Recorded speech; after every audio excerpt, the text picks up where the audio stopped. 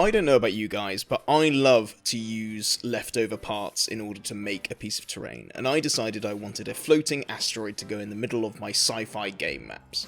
So, I was going through this bag of foam bits. I picked through a lot of these, but ultimately I just settled on using one big bit of insulation board that I had left over from when I made a bunch of islands. Take a look at my Instagram, The British Historian, go follow it. Next, I went into my little toolbox here, and I was hoping to find a Stanley knife. However, I very quickly found out I just didn't have one in here. I pulled out a couple of sharp objects, however, ultimately I went to my toolbox and I pulled out a big old plaster scraper spatula thing. It was pretty blunt, but ultimately it got the job done, as we're going to see moving forward. The next step was a lot of fun, but very messy. So I knew what I was getting in for. This is not my first rodeo working with insulation boards, so I grabbed a bin bag, and I used it to get ready for all the inevitable mess that was about to happen, and then I just started absolutely hacking at this foam board. The objective is to make it not resemble its factory products as much as possible, so no straight edges, absolutely wailing it on the sides, try and make it rounded, completely take the corners away. And honestly, I just kind of hacked at it, and I kind of lost myself as I just kept making more and more mess and snow. So yeah, take any precautions you need. Even though I got a bin bag out, ultimately, it wasn't the helpful companion I thought I needed, and I will admit I sooner or later had to go off and get a hoover in order to make sure I actually cleaned this up properly. So yeah, always clean as you go, and it's less of a hassle at the end of the day. After you've hammered it into the shape that you like, flip it over and just sort of take a little bit of scraping off of the edges. This just helps remove it from being insulation board and makes it more of a rock floating in space for your tiny soldiers. You don't need to do this for the entire thing. In fact, I'd recommend leaving a nice, flat, smooth surface. We're going to rough it up a little bit later anyway, but this just sort of helps give you a stable play space for your models while still tying it into the space rock that we're going for here. Now it's time to rocky up the flat surface of the rock. However, unfortunately, the second thing I didn't have this time around was some nice coarse sand, so I needed to be a little bit more creative and come up with a plan. Going into my little construction cupboard, I was able to find a bag of lizard terranium sand. I use this mostly as sort of like the finer sand, and unfortunately it just wouldn't show up and it wouldn't look right on its own, just sort of PVA glued down to the top surface. So I decided to do the next best thing and make a paste. In order to do this, I went and got some tile grout. This will thicken up the paint.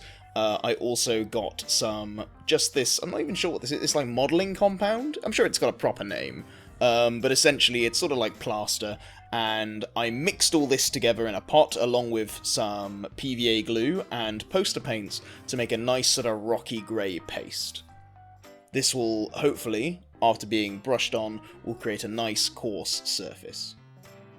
Now, making that texture paste was a lot of trial and error. However, luckily, because we're painting a big thing, just slowly adding all of this stuff, I know I'm going to use all the paint before the end of it. Now, in order just to sort of stay on top of the cleaning, I decided at this point would be a good time to wipe down my desk before ultimately going on to paint the asteroid. I absolutely slathered it like I was icing a cake, all over the surface of the rock. I didn't go all the way around because there were a lot of bumps and recesses that were created through scraping on it and shaping it with the palette scraper. So ultimately I decided I'll go back and paint those in later, but for now I just wanted to make sure the top of it had a nice, interesting texture that wasn't boring and flat. When I was finally happy with my caked piece of terrain, I knew it was time to take it out to dry. Luckily it was a fairly sunny day here in England, so I took it out on my balcony to help it dry off. Help me, son! While leaving it outside to dry, I decided to clean up the desk a little bit along with my cutting mat, and then I needed to tackle the issue of making our floating rock, well, float.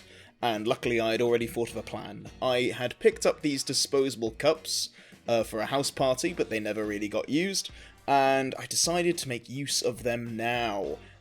Given the fact they're already transparent and clear, and they have very wide bases, I thought they'd be the perfect thing in order to create a floating piece of terrain. And besides, it's not like I was going to use them anyway.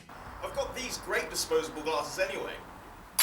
After sweeping glass off my patio, finally the top of my asteroid was dry, and I figured now would be as good a time as any in order to fit the stands. I wasn't attaching them now, however I did want to know where the glasses were going to go before I painted the bottom. Speaking of, let's get to painting the bottom. After taking the glasses out so as to not get any paint on them, I then came back with just standard poster paints, a mix of black and white in order to closely assume the colour of the surface.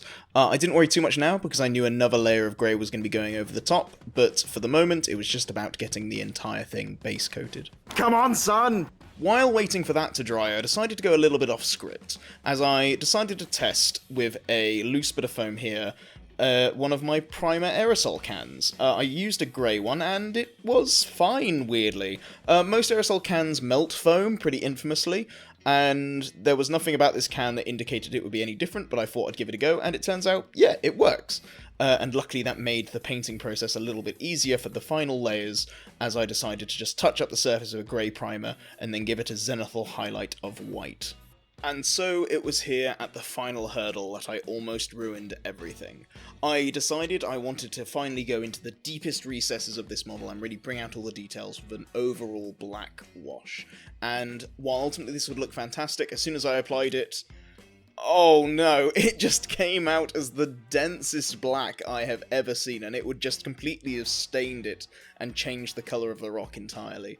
I didn't want this, so I ran to the bathroom and came back with a pot of water, and I basically was just dipping my brush into the black and into the water, just diluting it as I painted it, and luckily I think the model survived, and it came out looking great finally at the end.